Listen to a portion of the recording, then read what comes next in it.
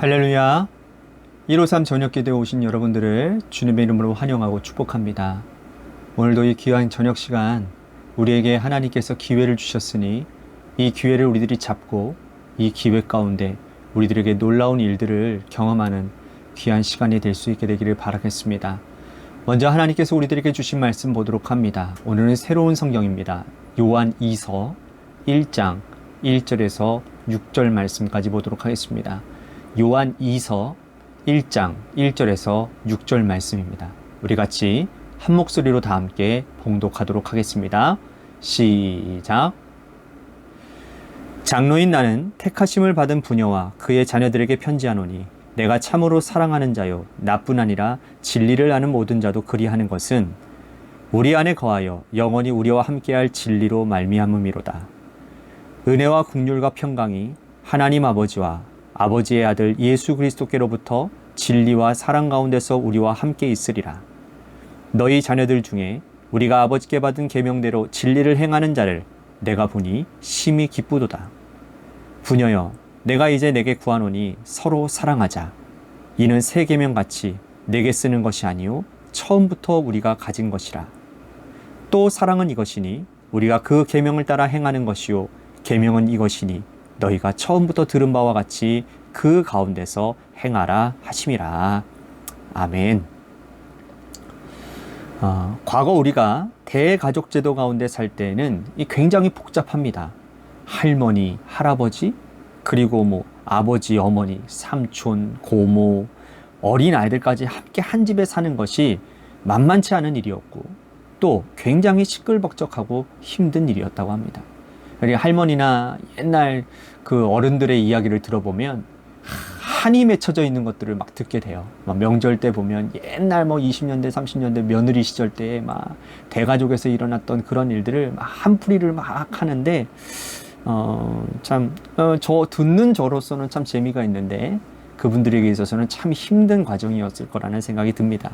그런데 그러한 가정에서 자라나는 아이들에게 굉장한 유익이 있다라는 거예요. 그게 뭐냐? 사랑을 입체적으로 배울 수 있기 때문이라는 겁니다. 사랑을 입체적으로 배울 수 있다는 말이 어떤 말인가요? 어머니의 사랑은 자녀들에게 말할 수 없는 각별하고 또 특별하신 사랑입니다. 아버지는 무뚝뚝해 보이지만 그러나 마음속 깊이 자녀를 사랑하는 그 마음은 이루 말할 수 없는 것이죠.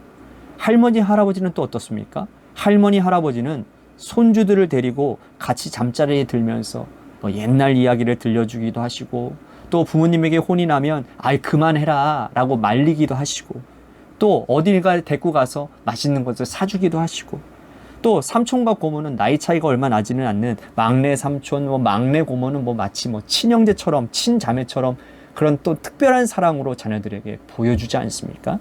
그래서 어린아이 입장에서 보면 이 사랑을 입체적으로 배울 수가 있다는 겁니다. 어머니, 아버지, 할아버지, 할머니, 삼촌, 고모, 그 사랑의 각종 면면들을 통해서 사랑을 듬뿍 받고 성장할 수 있다라는 것이죠. 이처럼 사랑이라고 하는 것은 한쪽 면만 있는 것이 아니에요. 이 모양도 사랑이고 저 모양도 사랑이고 때로는 엄한 것도 사랑이고 무조건 용서해 주는 것도 품어주는 것도 사랑의 또 다른 면면이라는 것이죠. 그런데 어리석은 사람들은 한 가지의 사랑만 생각한다는 겁니다. 이것만 사랑이라고, 그래서 또 다른 모습은 사랑이 아니라고 생각하는 거죠. 하나님이 우리에 대한 사랑도 입체적으로 나타나지 않았습니까? 때로는 기다려주시기도 하고 때로는 책망하시기도 하고 가끔은 혼을 내기도 하고 때로는 모른 척 하시기도 하고 이런 등등의 하나님의 입체적인 사랑을 우리가 종합적으로 누리고 그것을 판단하는 성도가 될 때 우리는 주님 안에서 건강한 신앙생활을 지혜로운 성도의 삶을 살아갈 수가 있는 것이죠. 자, 오늘 말씀에서 사도 요한은 이 하나님의 사랑의 또 다른 면을 성도들에게 들려주고 있습니다. 1절 말씀을 다시 한번 보겠습니다. 장로인 나는 택하심을 받은 부녀와 그의 자녀들에게 편지하노니 내가 참으로 사랑하는 자요 나뿐 아니라 진리를 아는 모든 자도 그리하는 것은. 자, 사도 요한은 지금 자신을 사도라고 소개하지 아니하고 장로라고 소개를 하고 있지요. 자, 조금 특별하지 않습니까? 초대교회 장로는요 지금 장로랑은 좀 많이 다릅니다. 뭐 어떤 기능성에 있어서는 좀 비슷할지는 모르겠지만 말씀을 맡아서 말씀을 가르치고 설교하고 말씀을 먹이면서 동시에 치리하는 자가 초대교회 장로였습니다.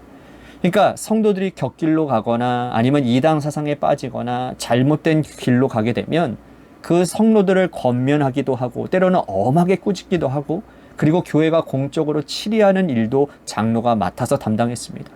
부녀들과 그 자녀들에게 이 말은 자, 그 교회 성도들의 여성들과 그의 자녀들뿐만 아니라 모든 성도들에게 사랑을 전하는 장로로서의 역할을 자, 오늘 이 말씀을 통해서 전하겠다라는 뜻이라는 거죠.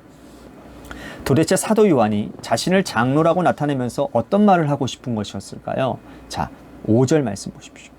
부녀여, 내가 이제 내게 구하노니 서로 사랑하자. 이는 새 계명같이 내게 쓰는 것이 아니요 처음부터 우리가 가진 것이라. 역시 장로인 사도 요한은 서로 사랑하자라고 말씀을 합니다. 그런데 그가 사랑하자라고 말한 것은 이것은 새 계명처럼 너희들이 처음 내가 너희들에게 말한 것이 아니고 처음부터 존재하는 것이라고 말씀하는 거예요. 여기서 이 처음부터라는 것은 언제부터 말하는 것일까요? 예수님께서 이 땅에 오실 때부터 말하는 것일까요? 아니면 사도 요한이 장로로서의 역할을 시작한 그때부터 말하는 걸까요? 네, 둘 다 그렇지 않습니다. 여기 처음이라고 하는 것은 뭐냐면 하나님께서 세상을 창조하실 그때부터 하나님께서 이 세상 모든 만물들을 창조하신 바로 그날부터 존재했던 것이 뭐냐? 사랑이라는 거예요. 사랑. 우리는 이 말씀을 언뜻 동의하기가 참 어렵습니다. 왜냐하면 많은 성도들이 구약의 하나님과 신약의 예수님을 전혀 다른 분으로 생각하기 때문이에요. 구약의 하나님은 어떻습니까? 굉장히 엄하고 무섭고 책망하시고 때로는 전쟁을 불사하시는 그런 굉장히 두려운 분, 무서운 분으로 우리들이 많이 이해를 하지요. 그래서 그 하나님에게서는 사랑을 느끼지 못한다고 말을 해요. 그런데 신약의 예수님, 하나님의 아들인 신약의 예수님은 무조건 용서하라. 무조건 사랑하라. 그러한 하나님의 아들로 이해한다는 것이죠. 그러므로 사람들은 이 구약과 신약은 전혀 연속성이 없고 이어지지 않고 같은 성경이라고 볼 수 없다라고까지 말을 한다는 겁니다. 그런데 여러분, 이거는 잘못된 이해예요. 사도 요한이 장로로서 말하는 것처럼 구약의 하나님이나 신약의 그리스도나 처음부터 하나님께서 우리들에게 사랑을 주셨다라는 것이 성경의 일관된 정신이라는 겁니다. 구약의 하나님께서 창세기에서 아담과 하와를 책망하시고 선악과를 따먹은 후에 그들을 내쫓으실 때에 하나님은 심판하셨지만 그 속 깊은 사랑을 우리에게 보여주시지 않았습니까? 그들에게 가죽옷을 지어 입히고 그들에게 하나님께서 긍휼을 베풀어 주셨습니다. 가인이 살인죄를 범함으로 인해서 유리당하며 많은 사람들에게 죽임을 당할까 두려워할 때에도 그에게 증표를 보여주심으로 그를 보호해 주시는 그 하나님. 또한 소돔과 고모라를 멸하실 때에도 아브라함의 중보 기도를 들으시고 조카 롯의 가정을 구원하셨던 이야기들. 하나님께서 노아 홍수 사건을 통해서 이 땅을 보내실 때에도 이 120년 동안 참고 기다리셨다는 거 아십니까? 방주의 문이 닫히기 전 하나님은 다시 한 명이라도 다시 들어올까 봐 일주일을 또 참고 기다리셨다는 거예요. 여리고성을 무너뜨릴 때도 마찬가지입니다. 하나님은 매일같이 하루에 한 바퀴씩 돌게 하시고 마지막 날에는 7바퀴를 돌게 하시면서 그 성 사람들이 돌이키기를 원하셨다라는 겁니다. 여리고성에 라합과 그의 자녀, 그의 가족, 그의 식구들, 가축들까지도 하나님께서 다 건져주시지 않습니까? 하나님은 돌아오는 자 하나님은 인내하시고 참고 기다려주신다라는 거예요. 구약의 여러 선지자를 통해서도 말씀하지 않습니까? 돌이켜라, 회개하라. 그러면 내가 너희들을 받아주고 너희들을 용서해 줄 것이다. 여러분, 하나님의 사랑은 창조하신 그 순간부터 그 아들 예수 그리스도를 이 땅에 보내신 그때까지, 아니 영원토록 지금까지 이어오고 있는 놀라운 사랑이라는 거예요. 그런데 그 사랑을 무엇을 통해서 드러나고 있는가? 사도 요한은 이렇게 말을 합니다. 6절 말씀 보십시오. 또 사랑은 이것이니 우리가 계명을 따라 행하는 것이요 계명은 이것이니 너희가 처음부터 들은 바와 같이 그 가운데서 행하라 하심이라. 자, 사도 요한은 장로로서 설명을 하면서 사랑은 계명을 따라 행하는 것이다 라고 정의를 내리고 있습니다. 자, 이상하지 않습니까? 자, 우리가 사랑이라고 하면 보통 무조건 용납하고 기다려주고 또 변화될 때까지 묵묵히 참아주는 것이라고 여겨졌는데, 오늘 이 말씀에서 요한은 사랑은 계명을 따라 행하는 것이라 라는 울타리를 쳐주고 있다라는 거예요. 사실 이것이 사랑의 또 다른 측면이고 또 사랑을 입체적으로 바라보는 관점이라는 겁니다. 무조건 기다려주는 것도 사랑이지만, 그러나 그 사랑은 하나님 말씀의 테두리 안에서 거할 때 그 사랑을 진정으로 올바른 사랑이라고 말을 할 수 있다는 거예요. 부모가 자녀를 사랑하면서 어떤 울타리도 쳐주지 아니하고 사랑할 수 있겠습니까? 여러분, 밤에 몇 시에 집에 들어오건, 네가 어떤 친구를 사귀건, 어디를 놀러 다니건 나는 너만 믿고 기다린다? 아무 말 하지 않는 것. 여러분, 과연 그것이 진정한 부모님의 사랑이라고 말할 수 있겠습니까?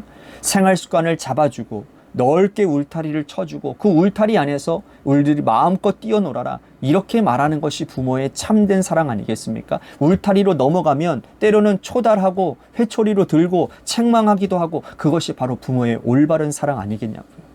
우리 예수님께서도 율법과 말씀 안에서 성도들을 사랑하셨다라는 겁니다. 복음서를 보면요, 여러분, 예수님이 불같이 화를 낸 적이 여러 번 있습니다. 그 중에 대표적인 사건이 뭡니까? 성전을 청결케 하신 성전 정화 사건입니다. 입체적으로 보면, 객관적으로 보면 예수님께서 성전을 정화하신 그 사건은 사람들이 보기에 따라 성전에서 난동을 부리시는 것으로 볼 수 있습니다.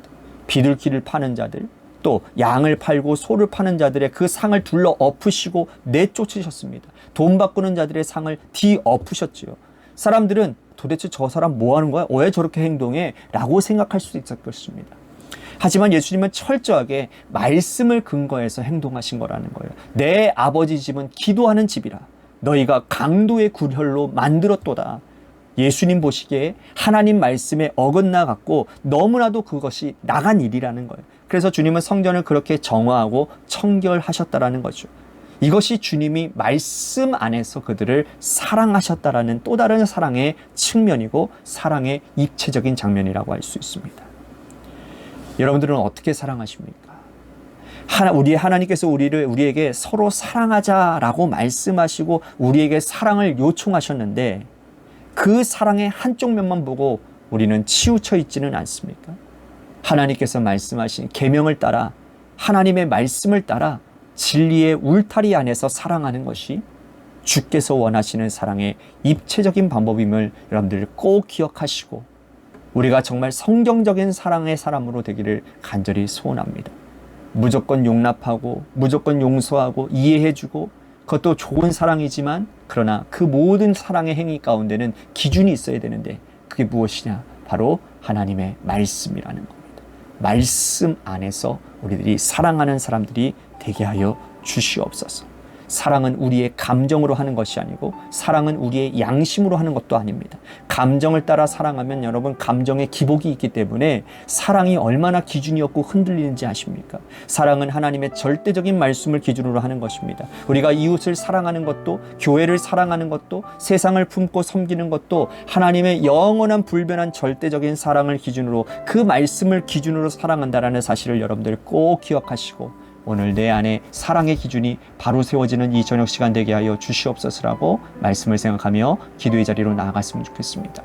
또 한 가지 우리 같이 교회를 위해서 기도했으면 좋겠습니다. 재개발 가운데 놓여져 있는 우리 관악교회, 하나님께서 모든 상황들 가운데 선한 길로 인도해 주시고 필요를 따라 채워주시는 하나님의 놀라운 섭리를 경험하는 기회가 되게 하여 주시옵소서. 다시 도약하는 교회, 함께 잘 사는 모두의 교회가 되게 하셔서 우리 교회도 새롭게 세워지고, 또한 우리뿐만 아니라 이 지역에 있는 석수삼동의 사람들까지 지역 복음화에 앞장서는 그런 교회가 되도록 하나님, 지역사회 협의체라든지 여러 지역의 사람들을 섬기는 일에 우리 교회가 발벗고 나서는 그러한 은혜가 있도록 도와주시옵소서라고 우리 같이 기도했으면 좋겠습니다. 또한 우리 오늘 기쁜 소식을 제가 문자로 보내드렸죠. 이መስ순 권사님 아들 내외가 오늘 출산을 했습니다. 하나님, 그 가정 가운데 하나님께서 아이들의 그 아이가 건강하게 잘 자랄 수 있도록 지혜가 충만하고 또한 많은 사람들에게 인정받고 사랑받는 그런 아이가 될 수 있도록 우리 그 가정을 위해서도 중보 기도해 주셨으면 좋겠습니다. 마지막으로 여러분들의 삶의 자리와 여러분들의 자녀들을 위해서 기도하시다가 이 시간 돌아가시기를 바랍니다. 노래 끝날 때까지 우리 함께 합심하여 하나님 앞에 기도하며 나아가도록 하겠습니다. 기도하시겠습니다.